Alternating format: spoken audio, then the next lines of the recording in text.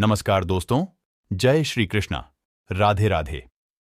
दोस्तों, हमारे हिंदू संस्कृति में प्रत्येक घर में प्रतिदिन पूजा पाठ करने की परंपरा है और इसके लिए सभी अपने घरों में अपने आराध्य देवता का छोटा सा ही क्यों ना हो, लेकिन एक मंदिर अवश्य ही बनाते हैं।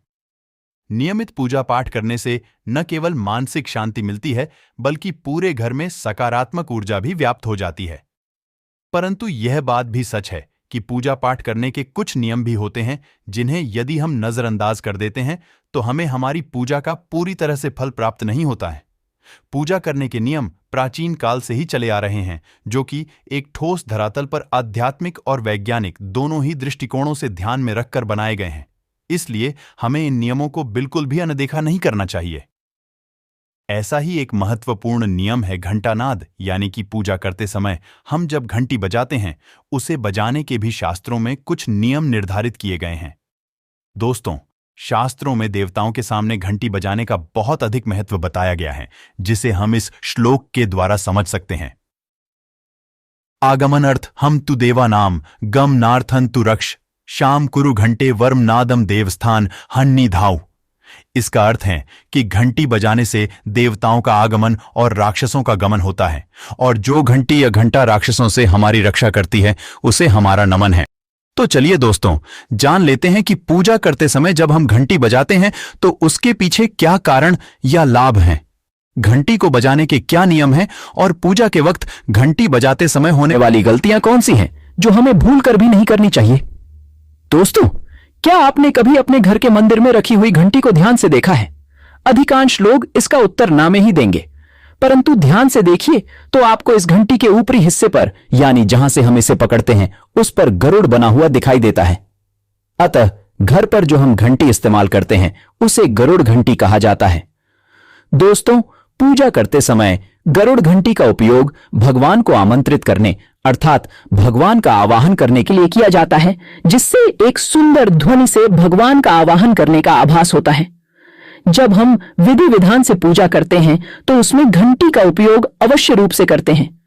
पूजा संपन्न होने पर आरती करते समय विशेष रूप से घंटानाद होना चाहिए, नहीं तो हमारी आरती अधूरी मानी जाती है। परंतु हम में से अधिकांश लोग इसे मात्र एक सामान्य प्रक्रिया मानते हैं और पूजा करते समय घंटी बजाना भूल जाते हैं। तो आइए जानते हैं उन नियमों के बारे में।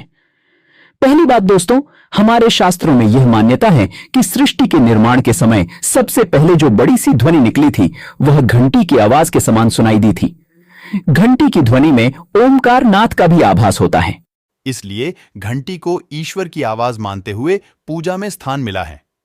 इसलिए घंटी का कभी भी अपमान न करें और जिस तरह से देवी देवताओं की पूजा की जाती है वैसे ही घंटी की भी पूजा करनी चाहिए।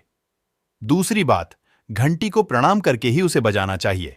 बिना प्रणाम किए घंटी बजाना अच्छा नहीं माना जाता। तीसरी बात, आपने अक्सर यह महसूस किया होगा कि पूजा करते समय जैसे ही घंटी बजाई जाती है तो पूरे घर के साथ साथ संपूर्ण वातावरण शुद्ध और पवित्र हो जाता है और चारों ओर सकारात्मकता फैल जाती है। लेकिन यदि हम नियमों को नजरअंदाज कर देते हैं तो हमें इसका संपूर्ण फल नहीं मिल पाता है। चौथी बात, अधिकतर लोग पूजा संपन्न होने पर केवल आरती के समय ही घंटी बजाते हैं, लेकिन यह भी ध्यान रखें कि भगवान को जल अर्पण करते समय, नहलाते समय, धूप दीप लगाते समय, नैवेद्य अर्पण करते समय घंटानाद अवश्य करना चाहिए। ऐसा करने से हमारी पूजा संपन्न मानी जाती है। पांचवी बात, घंटी बजाते समय भगवान का नाम अथवा आरती अवश्य बोलनी चाहिए। 1 या 2 मिनट ही क्यों ना हो, परंतु प्रतिदिन सुबह शाम घर में घंटी अवश्य बजानी चाहिए। यदि आपको अपने घर में या अपने आप में नकारात्मकता महसूस हो तो आप थोड़ी देर के लिए भगवान के सामने घंटी अवश्य बजाएं, सारी नकारात्मकता नष्ट हो जाएगी।